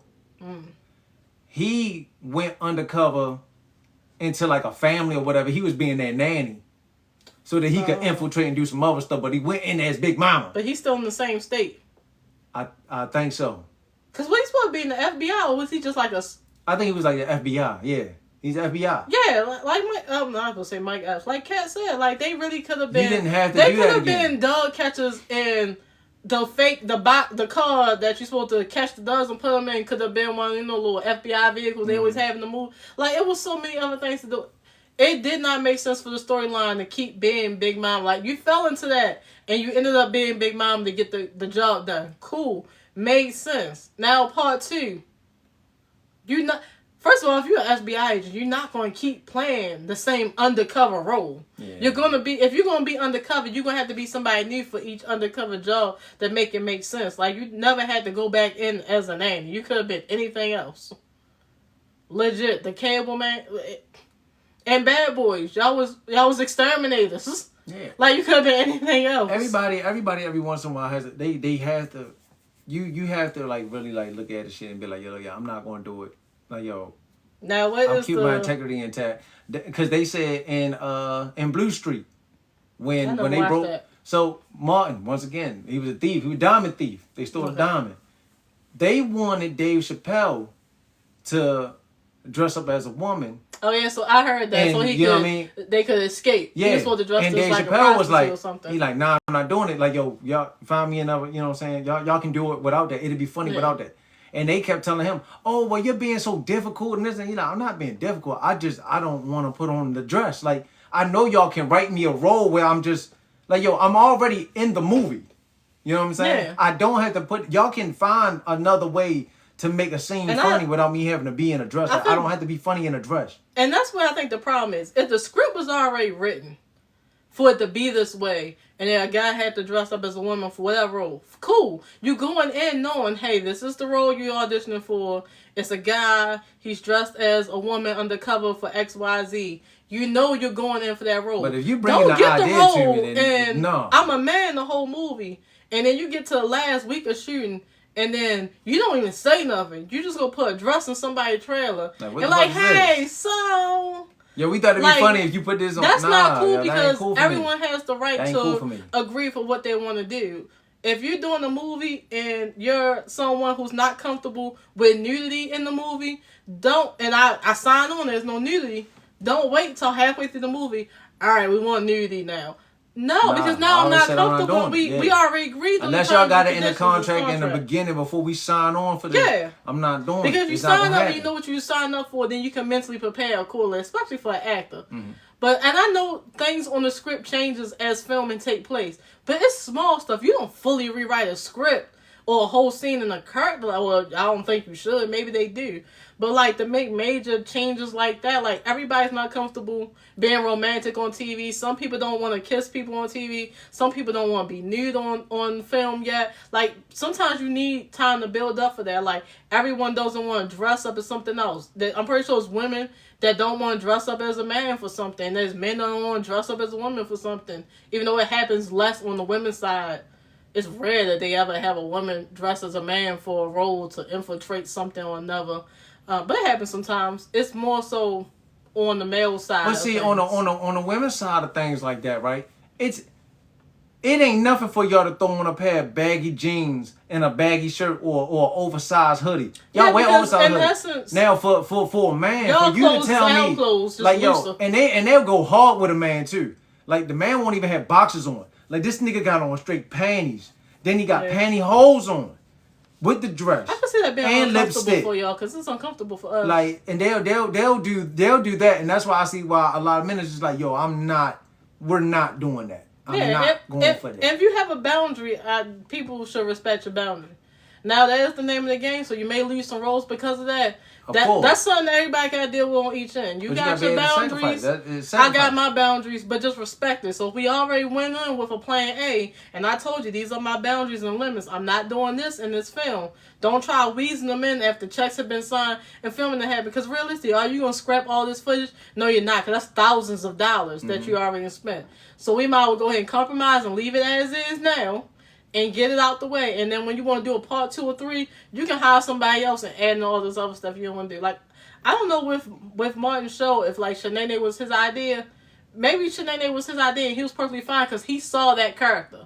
He saw that character and said he knew how it wanted to be portrayed and he wanted to play it because that was the best way to get out his vision. Said that. He said he knew something. He knew a Shanae. That's why he did it. And telling someone else to be somebody and you seen that person interacted, so he's fine with it because he knew what he wanted to do. But if you didn't have that in mind and someone to tell you like, well, no, we need you to do this now or something, you like, what do you mean? Like, I don't even know how to portray. Tyler probably knew he wanted to be Madea. One, he didn't have money when he started. So he can't hire but so many people. And he pulled Madea, according to his stories, if I remember correctly, from like the women of his church and his family, grandmothers and all that. So you can embody what you envision the character because you saw that. So you're going to be the best one to portray that. I think at the end of the day, when it comes down to stuff like that too, right? It's about greed. How greedy are you? Mm-hmm. You know what I mean? That you want to actually jump into something that you really don't want to do. Like, yo, I forget, I wish I knew his name, yo. And it's probably so disrespectful that I don't know his name. But the guy that plays Uncle Elroy, right? In Friday. Oh, I don't know his name. And it's Friday, right? He said in an interview, he was like, yo, the reason why you really don't see him in too much of nothing, right? Is because he ain't worried about making $10 million for nothing. He said, yo, he's comfortable making the money that he makes because that's how he live his life. He was like, that's way more money than he's ever made in his life. So he said he's fine with doing it. He don't have to do all that extra stuff that puts him in a position to have to put on a dress or do some nasty stuff that they don't want to do. Like we straight with that. Same thing with the guy that played I wish I knew his name. The guy that played Panky. He said the same thing. That's why you see him in a lot of low budget like BT movies and stuff like that. He don't mind doing that because he said he like working with black people. He said, I like working with younger black people and like upcoming black people. He was like, yo. Same thing with Sonny from Tyler. I need to remember that man's name. Yeah, I keep calling him Sonny too. But Sonny. But look how he was just going off. Look how he was just going off. Something happened to him, and you like. I think they say he's still in the movie, or he got on a show with Tyler Perry or something. But he said he's still been getting blackballed. You get pushed back because you are giving them pushback. You're not giving them. And I think I'm about to say Jonathan Majors. What's Pop's name? Jonathan Witherspoon? John Witherspoon. John Witherspoon. What? He said the same thing. He said the same thing. He was happy for. He played roles that make him happy. Yeah. And that's when you know you're acting is your passion because you do what makes you happy. You're not looking at how many zeros are on the check. And I do understand that when you're starting out young, maybe you do a couple roles that you don't really care about because you need the money. But then once you like make a little bit of name yourself, you start doing stuff that make you happy. Which is why I think I like watching the stuff on that All Black Network, because that's where what's his name? Richard Con that was in the show with Tony, but he was beating people up. Wesley Jonathan? Yes. Wesley Jones, I feel like he probably do the same thing. Great actor too. You do stuff that you feel good doing because you're not trying to have a $30 million house. Right. You want enough to take care of your family and just want Lloyd with music. You just want enough to be good. Like you love your passion. You're not sacrificing your creativity or your passion or your vision just for the check. Some people are willing to sell it all for the check, and the other people like, yo, if I'm only a DC list celebrity for the rest of my life, that's fine, because whether or not you know me, my bank account is secure. Yeah, and I never kids are good. I never have to walk into a building and clock in. My wife don't have to be work. Upset at what I'm doing all day long because I don't gotta work. The house is paid off, car is paid off. I can take my family on a couple of trips a year. I do something when I want to do it, and I fall back. Yeah. If I had to do acting, I would just do a TV show. Yo, like Olivia been on SVU for 500 years. Let me tell you right now, yo. And that's why, no matter how much somebody talks bad about Tubi and shit like that, yo, I respect them people, yo. You want to know why? Because they getting whatever they getting. Right. No matter whatever, I don't know how much they getting paid. I don't know if they getting paid a couple bands or whatever they getting paid to do these movies, right? Mm-hmm. Even though they may seem like they are low budget movies and people are laughing like, oh my God, it's crazy. Yo, shot. Yeah, he shot and person falling the opposite way where the bullet came and everything like that. First of all, it didn't go through the tree, son. You was behind the tree. Or there's no blood, no nothing like that. But these people are a good laugh. These people are doing what they love. And they're making whatever they're making off of it, and they're comfortable and they're cool with that. Not saying that they don't want to advance and be on the Halle Berry level and all them other people's levels and stuff like that, but for right now, it's giving them a nice steady paycheck and they're cool. Sometimes TV shows get you that, like, what you got from Black Ink? Done. He ended up getting some movies on, I don't even know what the network is, but he got some movie roles. Kyla Pratt been missing that action since One-on-One Proud Family. Proud Family popped back out. Cat show, which I'm so sad that got canceled. But I get it. Without the little guy, he just brought life to the damn show, honestly. But you see her like, yo, she's been acting since she was a little kid, and every once in a while you'll see her, you won't see her. I don't know how she did her money. Clearly her parents did her right. They didn't spend her money, and then I don't know what else she been doing this whole time. KP seemed to be good. Her man got on his own shop. I don't know if they still have Black Ink Compton airing. I don't know, because I don't watch reality TV no more. But they ended up getting a show. She slid in like one episode. Mm-hmm. And then slid out. And that probably was just to help catch the viewers in, because it's Kyla Pratt. Like, who don't want to see it? Proud Family still going. So even though Call Me Cat got canceled, Proud Family still going. She did good. And you can tell she wasn't like trying. I think she said she honestly just wanted to focus on being a mom. Like, she wanted to be there for her daughters. Mm-hmm. Which I fully understand. Now, if they decide to do a one-on-one reboot, and her and Flex come back, and now Flex is a granddad, her oldest daughter looks so much like her, I would be here for it. I'd be there for it. Not in a reboot, just bring it back and bring Dwayne and Spirit back, please. Yeah. And Arnett's back on the scene, because, well, dang, did that show get canceled? Wait, which one was Arnett's in? Which one had Boo Boo Kitty in it? Is that Harlem? I think that's Harlem. Or On the Run? No, I think that's Harlem, because Run the World got canceled. Okay, he was on Harlem. I don't know if he's gonna come back though, because I don't think Boo Boo Kitty talking to him no more. I do not know that lady name. I still call her Boo Boo Kitty from Empire. I'm bad with that. Yeah. But I think she's now a lesbian on the show, so Arnaz might not ever come back. I don't know. But he been back out. He been on TikTok because it's a dude on TikTok that look like he could be Arnaz's son, and they've been trolling with that whole thing. Yeah. So Arnaz still looking good for his age. He actually look lighter. He got lighter than before. Arnaz looking good. Kyla Pratt looking good. I haven't seen Spirit in a minute. But bring Spirit back. Flex looks good. He just old. Like, he just getting old now, but he looks good. Bring Dwayne back. I would love to see that show come back. We already know Tashina Arnold looks good. Mm-hmm. I'm about to sound like Boosie up there trying to say Taraji P. What did he call her? What did he call her? What did he call her? Something Peterson. He said, Tahari. Tahari He told us Peterson. Tahari Peterson. Yeah, yo, this Boosie crazy. That man, yo said she one of my favorite actors. He You said don't know that he woman did it twice. name. Twice he messed it Then he up. said Tahari P. Henson. I said, at least you got the end right, but you still ain't get the name right. I don't know what. He just could not get Taraji out at all. But yeah, it was a good interview. Katt spoke some facts, and you can't really contest anything he said because you ain't a part of that world. Clearly, he knows. Yeah. Because he's been working with these men for the last 20-something years. So, however long they've been... Well, yeah, at least... Because Kings of Comedy came out like 2000. So, yeah, at least 20 years. If Shannon Sharp want to break the internet again after this, get Eddie Griffin on the show, bro. Man, get Put a Eddie panel. Griffin on the show, bro. Eddie Griffin gonna go crazy on that show. I promise. Katt probably wouldn't do it. They need a panel. Get Cedric, get Steve. No. They're not gonna do it. They not gonna do it. They not gonna do it. The whole panel. They not gonna do it, yo. Get that panel in there. Cause if they did it, well, they agree. Eddie Griffin. It'd be a disaster, yo. I'm telling you, that Eddie Griffin episode, it'd be like that. But he be like under the radar. He like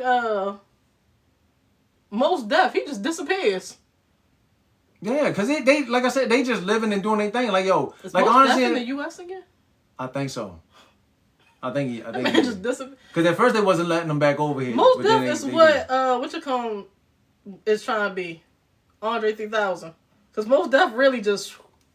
I ain't even gonna speak on Andre. That's for another episode. I ain't even gonna speak on Andre, bro. Bro, he ain't. Don't tell me. Don't tell me. Oh, yo, I'm an old man. I don't got nothing to rap about. But then you gonna give me 8 songs of flute playing. Don't do that. He could at least said the same thing over like Jay-Z did. But and Jay-Z just and this is the thing. And I'm sorry to get back on topic over the Katt Williams thing. This is another thing. That's how we roll. We be off topic. Lil Wayne said this in the interview he was doing with Tiger. Right? He said, yo, it's disappointing to hear somebody like that say that they ain't got nothing to talk about, because he said, yo, I'm up in age too, and I got so much to talk about. And I said the same thing too. I said that's what gets on my nerves about him. Because Andre 3000, you've been walking around, you've been traveling like the nigga from Kung Fu, you know what I'm saying, with a flute in your hand. Bro, what have you seen? What have you seen out here? What have you seen out here and you can talk about and you can tell us about, but you can't find nothing to rap about. But then they go say, hey yo, y'all know he got an 8-minute verse with Killer Mike. He got an 8-minute verse where he's rapping for 8 minutes, but he ain't got nothing to talk about. You know how long 8 minutes is? That's a real Cameron. 8 minutes. 8 minutes is 3 songs, yo. That's a real 3 songs. Cameron would drop an 8-minute. But you ain't got nothing. But you don't got nothing to talk about. You ain't nothing. That's bullshit. Fact, we missed one person that responded to Katt. Trick Daddy. I just saw that today. That's why I went on my. That's why I just thought about it. Cause what, did he even say anything about Trick? He told Trick. He said Trick Daddy ugly. There's really nothing to say. To each his own. He said he only said 2 people was ugly. He said he ugly, and he said Jonathan Majors ugly. Well, he said people on the track that the Jonathan Majors features. He said, when did y'all say y'all was he the track said Trick Daddy was ugly though. He said Trick Daddy ugly. That's why Trick Daddy said something. He said Trick Daddy. It's because of Trick Daddy health issues. Because he ain't the Trick from Trick and Trina back in the day. See, I ain't know he had health issues. You got me over here laughing. You laughing with me? Because I don't watch Love and Hip Hop. I don't watch that. I don't watch that stuff. I don't keep up with it. He said it on when him and Trina had a radio show for a little bit. That's once again, I don't know nothing about that. I didn't even know they had a radio show. What is it that he got? I don't know. He got health issues, but he's not eating correctly, because I think he eats the stuff he sells, which is not good for you. Probably it's a carry out type thing. I know it's soul food, so I know it's greasy for the most part. Most soul food is greasy. But so yeah, that was the last person, which I feel like he should have just left that alone, because he said you can't talk about the greats, but he is a great. He's one of the legends. Yeah, you can't take away the Katt's one of the legends, because that man can still go on the tour right now, and people are gonna show out for that show. He's the only one. He constantly goes on tour. Quite honestly, like he said, him. There's only a handful of them that still tour. Eddie Griffin still tour. Mike Epps still tour. Katt still tour. Mm-hmm. Dave still tour. You know what I'm saying? Dave tickets be expensive. Yeah. Dave tickets. But if you buy a Dave ticket, it's worth it. It is, and then it's worth it. He always ends up going to DC, and they charge more. Cause I think last time he did the National Harbor. Like he said, it's only a handful of them that'll still do it. Like I said, anytime I see like Lavelle Crawford, I'm going because Lavelle Crawford's hilarious as hell, man. When That's how I when felt you took about me to D. go Ray see him first. for the first time, I laughed his I entire feel like we was set. going a lot of places that year. I laughed his entire I set. felt like we just kept going to places. I was Yeah. just like, oh, it's a show. Let's go. We was just gone. But That was a I good enjoyed show. it. For it to be my DC first did, comedy show, I enjoyed it. DC did good. I would say the last Kevin Hart one we went to, Laugh at My Pain, because I went with Candace. She took me with her to that. I don't think that stand up was funny of Kevin Hart, but I think they call like the Plastic Cup Boys or something. They opened for him. They were hilarious. Like they was hilarious. Low key, the special he did in the basement during the one COVID, at his house. I Yeah. actually really liked that. First of all, the fact that that's that man's basement. Yeah, I actually really liked Your basement look bigger than my whole downstairs. Bro, he got a whole comedy. You put a factory comedy down club there. in Yeah. your basement. Yeah, I enjoyed that special. I I'm think not gonna lie. Mariah has a mall in her house. So Levels does, levels of wealth that I don't even need. Just what's give her me a name? percent of that. Elizabeth the Taylor. one that no, the one that on Steve Harvey show that Lydia loved. Who was that? She was in Sandra. No. Barbara Streisand. Barbra Streisand. I think they said she got a mall in her basement I thought too. that was Elizabeth Taylor. Maybe it is Barbra Streisand. I think it's Barbara Streisand. I remember got that seeing joint down that. there. Yeah. She got a doll shop, all that Chris shit. Brown down there. Closet is It's our a store. house. It's our house. It's The a store. The entire store. I just need about Little 5% jacket, of y'all overall income, and I would be good. Yeah. I don't ever need to own that much merchandise because quite honestly, I can't wear the I don't wear the clothes I got now, so I don't ever need that much. Yeah, I don't have but time. I would like to go on Instacart and just order all the groceries I want and not even look at the total and just hit checkout. Now, yo, this all right. So I just want to hit checkout and not think about the price. That's all this I the want to last. do. This the last thing I'm gonna say. Before we hop off, in the whole grand scheme of Katt Williams and everything going on, right? I hate, and this goes for any type of situation, right? I hate a nigga that cop a deuce after the fact, because Oh, you talking about Shannon Sharp? Shannon Sharp went on, like I said, he was on Gilbert Arenas' podcast, and he hollered out, and Gilbert was talking to him about the entire interview and everything like that, and he's, oh, Steve my friend and Cedric's my friend, and so now I'm starting to think like, yo, maybe there could have been some more questions asked that could have went more in depth during that interview, but he didn't want to upset his friends. Possibly. Doing that. But here's the thing, when you're doing an interview with somebody, you can't be biased. You have, no matter if they're your friends or not, you have to And do if your they're thing. truly friends, they're not going to judge you for doing your job. And if you felt that way that they were your friends and you didn't want to upset nobody, you shouldn't have had them on your show. You should let somebody else do it. Who's going to do it? I don't know.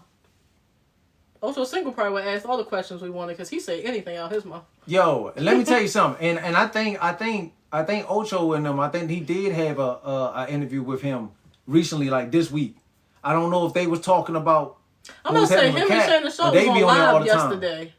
Cause as soon as when you was watching it and I went to the bathroom, I opened up TikTok. Ocho and Shannon Sharp was on there talking about it, but I didn't watch it because I could still hit the TV up here, so I was trying to still listen to that interview.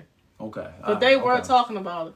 But on a positive note, like Katt said towards the end of his interview, you gotta be highly favored, and that's why I strive to get to a point in life where you don't even need to look at something that you won't want. I'm already like that. If it's not nothing I have my heart set on, I don't even worry about it because all my energy is going to the things I want. And he stated that, he's so blessed and favored that he doesn't look at anything that he doesn't want because he'll get it. All he needs to do is want it, and he got it. Mm-hmm. And that's just why I want to be. I feel like we on our way there now. Things are going the way I need them to go and I want them to go. And anything that's not important and in that line of sight and focus on what I want, I'm not looking at it because I'm not giving no energy to nothing that don't deserve it. Because all my energy is going to the things that I'm going to have. And I'm so mad because, yo, the quote that he said to Shannon about him aligning himself with people. I can't remember the quote. I can't remember. You aligned yourself with. Dang. I can't remember it, but it was so dope. I wish I could find it. It was so dope, and I was like, damn. I was like, yo, I'm like, damn. He's right. Like, yo, you're aligning yourself with people that or liars or something like that. I'm butchering it like crazy, but yo, it made me laugh, but it also made me think like, yeah, yo, in life, yo, you shouldn't you shouldn't be aligning yourself with people like that. Like, you need to kind of like stay away from everything and things like that, though. Like I said, I wish I had it set up right here, right now, so that I could get away. Like I said, but anybody that goes back and watch it, if you haven't watched it, you'll get it. He says it like in like the first 15, 20 minutes. Yeah, if we wasn't on of the live, I episode. would have just pulled it up. Yeah, but like it all around, that interview, that was like one of the dopest interviews. Like 2 hours 46 minutes, well worth it. I'm glad we took the time on Friday to like really sit down and watch that. We gotta wait for this Epstein list to drop. Oh, he did throw Chris Tucker under the bus about Epstein Island. But yeah, we gotta wait for that list to drop. I think they said they're gonna delay it because there's somebody that doesn't want to be mentioned, a woman or something. I guess the list was gonna mention who said who. I don't know. Here's the thing though, right? When you're in a case like that, it doesn't matter if you don't want to be listed. Well, I think if she's outing people, she probably wants to be anonymous. Oh, okay, so she's whistleblowing. I think she is. I don't know why they would ever release who said what. That seems very dangerous. But yeah, so that would probably be the topic for next week. I think it's supposed to release, or maybe I think it's towards the end of the month. Here's the thing with that though, right? You're gonna go ahead, you're gonna release this list, right? What is it gonna do? If Hollywood is the way that it is, right? Yeah. If people are saying, "Oh, yo, you gotta suck this person off or bend over for this person," and you release this, is it gonna stop them from getting the movie deal that they was already gonna get? I guarantee. I think the list is supposed to be like 100 people. If you're not gonna get locked up for it, it doesn't even really matter at the end of the day, does it? Probably not. But if it's like 100 people on there, I guarantee you, as Wale said, everybody black is who probably gonna get hit the hardest. Mm-hmm. Everybody black. I mean, because I guess they're going to try to press... Because we already know Donald Trump's on there. Criminal charges, because they already released that. You need victims to come forward and evidence, and I'm not sure how much of all that they got. I don't dig too deep in it because it's very disturbing, quite honestly. And certain stuff that's disturbing, here's the thing, right? I just look at the surface. With the whole Epstein Island thing, what victims going to come? Who going to come forward? The victims are on the island. Well, maybe they're not on the island no more. Who brought them over? I think the island might have got disbanded once people caught on to them. Man, they like I said, I know for sure. They already said Bill Clinton on there and Donald Trump on there. Them two already on there. What island was this? Y'all just out here on a free, unoccupied island, just. It's a lot of islands. Building homes and whatnot, like just. It's a lot. You'll be surprised how many islands actually exist that's not on our maps or on our radars to regular people. You see it's just a little blip. Yeah. And you don't realize how big, like, you're in the water, surprised. How big that, like, I guess there's no jurisdiction because it's probably unclaimed territory. Bro, they got man-made islands on, in Dubai that they were trying to get people to build up on. Yeah, they do be doing that. They be making little land. I think sometimes they do that, because when they ain't enough land, that's what makes the sea so crazy, which is why they like that North Sea. Mm-hmm. The videos I was showing is so messed up because they're like 3 seas meet there, and the next piece of land is so far out that has nothing to like control the wind, which is why those waves are so big because there's nothing to like slow down nature. So I think that's sometimes when they do those things too, they trying to control like how the water reacts out there because it needs a little land to slow it down, and it's just a free fall out there. I would never. Them people on that cruise, they gotta go. I need to go check that. I think they gotta go through that North Sea like next week or something on a boat that's 20 years old. Can't pay me enough. Yeah, no, I can't do I'm not getting on a cruise. I'm black. You're not putting me back on the water. Nah, that's dead. My ancestors would not approve of it. I'm not doing that. I'm not getting on nobody's boat unless I'm escaping here. But all right, y'all. We've taken up enough of y'all time today. Yo, we appreciate everybody for listening. Everybody that's tuned into the live today too. Like I said, I'm not too used to doing the live streaming and everything like that. But this has been, it's been a great experience the last 2 times that we've done this. So yes, and I appreciate you for doing that. Yeah. Video. I'm gonna put the link in his bio because this is his show. And we probably drop the YouTube the same time we upload. When we upload the podcast, the YouTube video will be up by then. Yeah. So so today's set. Everything will probably be uploaded probably Sunday morning by Sunday morning. And we'll add the TikTok link. So if y'all want to join us next week, y'all can. It looks like we're gonna be doing this on Saturday. So I guess we could just say 9 times out of 10 Saturday at 8 we'll be on live for the most part, unless a movie drop or we out in the streets. Out in the streets? Yeah, because your birthday coming up. Oh, damn. I gotta take you out. I forgot. So we may be in the Damn. streets. Shit. Well, I just may be in the streets, and he may be in the house. Either way, I'm fine. I just want to get some rest, yo. The work week is very, very long. I need a girls' night to celebrate graduation, so but that might be a Friday. That's crazy. Girls' night. That's wild. You went somewhere. They already celebrated. Oh, yeah, I did go. Yeah. I did go. My fault. Yeah. That's Yeah. how I got my car towed. Anyway, though, hey, yo, we appreciate all of y'all, man. Thank y'all for tuning in once again, man. Join us back here